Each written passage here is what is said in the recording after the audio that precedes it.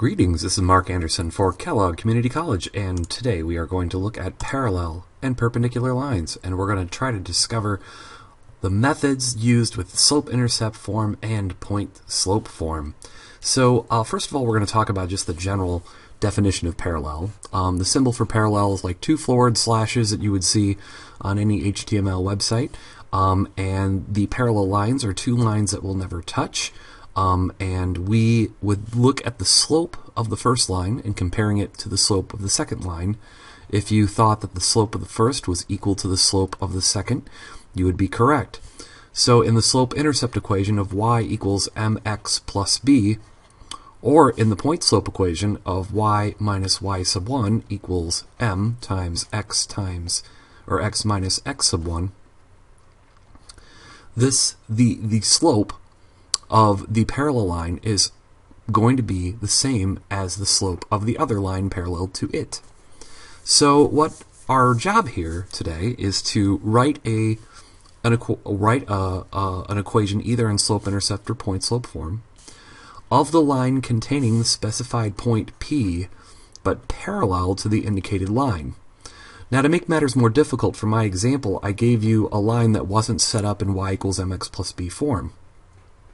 So I'll do a little manipulation to make sure that my equation now is going to be in slope-intercept form, so we can talk about it. So I subtracted the x from both sides, and now I divide everything by -2 to get the y by itself. So y is equal to -1 over -2, which is positive 1/2 x. And instead of writing it as x over 2, I decided to pull off the 1 in front of the x and make it 1/2 so it would be easier to analyze. And then the y-intercept of our first line is -3/2. So we have this line, y equals 1/2 x minus 3/2, but we're supposed to find the equation of a line containing this point, but parallel to this one. So this, what I just did, is not actually the answer to the problem. What we need to do is find either a slope-intercept form or point-slope equation form of another line that goes through this point that is parallel to this line. So here's what this would look graphically. Graphically speaking, this line starts at -1.5 and goes up 1 and over 2. So we have this line that does this.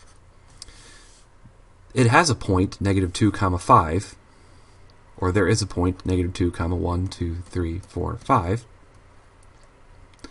And our job is to find another line that is parallel to the first line I drew that intersects this point at -2, 5, and I will probably need to find this y-intercept.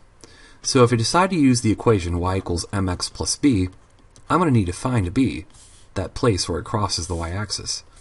Now to do so, I'll plug in my point, so 5 is equal to the slope that we found from this problem, which is 1/2. So our slope of this equation is 1/2. That means our parallel slope is also going to be 1/2. These are little parallel lines. That's not m sub 11. So here's our 1/2. Our point from the x is -2 plus b. So I'm going to have 5 is equal to 1/2 times -2, which is -1 plus b. I'm going to add 1 to both sides to get the b by itself. 6 is equal to b. Well, that kind of makes sense. Take a look at this. This seems to be a little bit higher than 5. So y equals 1/2 x plus 6 is the line that's parallel to this one. See, y equals 1/2 x minus 3/2. But it does go through this point, -2, 5. Now, I did say that you could use slope-intercept or point-slope equation. If you decided to use the point-slope equation, you get to the answer pretty quickly. M and x sub 1 minus, or x, x. I keep wanting to put that sub 1 by these two things here. Minus x sub 1. Okay, so if I plug the point and slope into this equation, so I've got y minus 5 is equal to the 1/2, and then I have x minus the -2, which would be plus 2. I'm only one step away from from simplifying this here. So y minus 5 equals 1/2 x plus 1. This right here is the finish of my point-slope equation, by just distributing the 1/2 there, and you can see that I'm really close to actually putting it into this form. But either way, these are the acceptable answers to the problem. Getting an equation that would be parallel to the original, the 1/2 x minus 3/2, and goes through the point -2, 5. Let's do the next problem next to it. Kind of give myself some room here. Okay, so now, like the problem before it, I'm going to have to subtract the, add the 4x to both sides.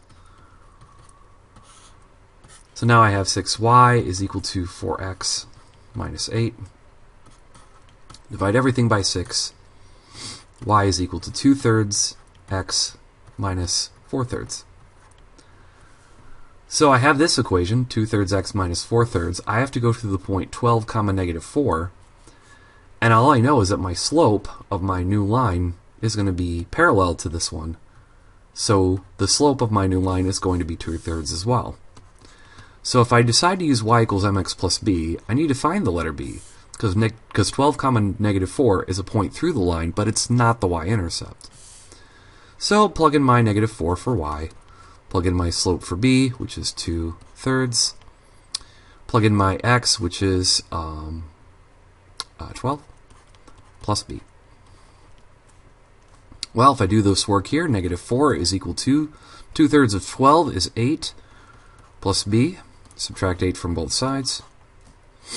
I get an answer of -12 is equal to b.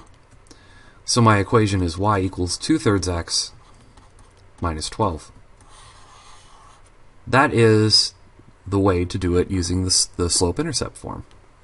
If I wanted to use the point-slope form, it's going to be a lot faster. And you may decide to use this if you can memorize the formula. And if it's new to you, you may want to still just use y equals mx plus b. So here's my y minus 4, or y plus 4. My slope is 2/3. My x is x, and my x sub 1 from this is going to be 12. So now I've got y plus 4 is equal to 2/3 x minus, excuse me, 2/3 x minus 8. And this is my final answer here. Again, I'm really close to converting this into y equals mx plus b, but I would accept either of these as good answers. And some teachers may not have you distribute the 2/3, to everything. They might just have you stay right here, but, just ask your professor or teacher what they expect. All right, so now in problems 3 and 4, this is a situation where x equals 3 is a vertical line. And if this is x equals 3, it must intersect, on the x-axis at 3. If this was 1, 2, here it is, x equals 3, continuing on and on. Now we need a line that's parallel to that, that's at -1, 2, 3, 1, 2, 3, 4, 5, 6. So what would a parallel line look like to this vertical line? Well, it would be another vertical line, and it would have an answer of x equals -3. Similarly, here we have a horizontal line at 4, 1, 2, 3, 4, because that's y equals 4. Okay, and then we have a point at 5, 1, 2, 3, 4, 5, -2. We need a parallel line next to that. So that would be a horizontal line here at y equals -2. You can see where we're getting the answers here from these problems. If parallel is the situation, then you need another equation that actually has that variable in front of it. Alright, so on to perpendicular. Perpendicular has a relationship, first of all, of intersecting lines, but they intersect in a very special way. They intersect in a 90-degree angle. And this is the symbol for perpendicular. It's a upside-down T with a right angle. And this right here is going to give us a couple cool relationships. If the first slope, maybe the slope that's going one way, if that's given in the form a over b, the perpendicular slope to that is going to be -b over a. So the relationship between parallel and perpendicular slope is opposite reciprocal. Opposite meaning that if it's positive, it will turn negative, which also means if it's negative, it'll turn positive. and then reciprocal. Reciprocal means that it would get, inverted, b over a to a over b and vice versa. So if we look at problems 1 and 2, and we can actually see from the previous problem up above that we can get the slopes from these since they're the same equation. The slope would be 1/2. The perpendicular slope for our new line, because we are going to go perpendicular to this line through this point, is going to be the slope -2, because that would be the opposite reciprocal of 2 over 1, or sorry, 1/2, which is 2 over 1 negatively, which I've simplified to -2. So now I'm going to have y equals mx plus b. I'm going to plug in my point here, my 5 for y, my -2 for x. I'm sorry, -2 for my slope. The slope would go here. And then -2 for my x, which would go here. I highlight these just because they happen to be the same, so I want people to see where they came from. Plus b. So 5 is equal to 4 plus b. Subtract 4 from both sides. And you get an answer of 1 is equal to b. So y is equal to -2x plus 1. There's my answer for my equation. This is going to be now perpendicular to this original line, but go through this point. And you can see that if you type this equation into your calculator and see that it does go through that point on this equation. Now you could also use, the point slope form. So if we go y minus y sub 1 equals m times x minus x sub 1, and plug stuff in. So this would be y minus 5 is equal to -2, because we have to use the new perpendicular slope, times x plus 2, because minus 2 is plus 2.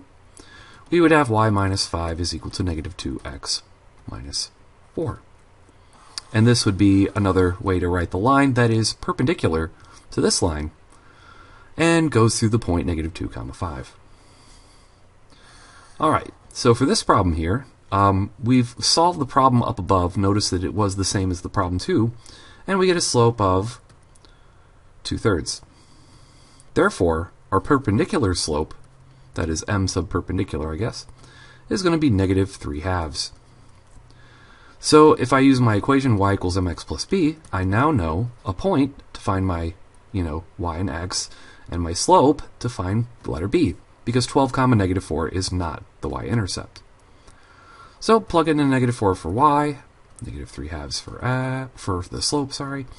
X times is the 12 plus a b.